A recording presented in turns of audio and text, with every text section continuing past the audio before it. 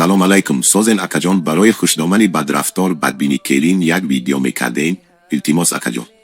الحمدلله و کفا و سلام علی عباده الذین اصطفى. بله، خوشنامنهای ظالم و بدرفتار زیاده. خطابم برای چنین خوشنامنها.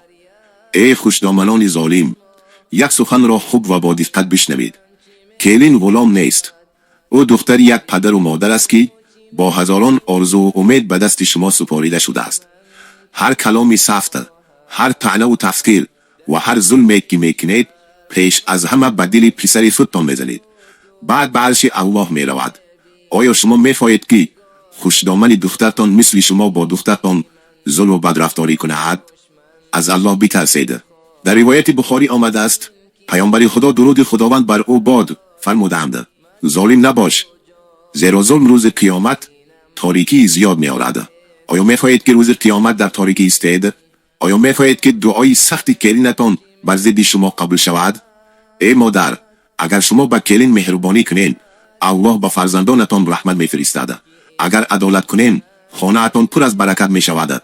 ولی اگر ظلم کردین، پیش از همه خودتان ضرر می‌بینید. کوشش کنین دل کلین را نشکنید. با لطف و مهربانی رفتار کنین تا الله به خاندانتان نور و برکت و آرامی فرو ریزاند.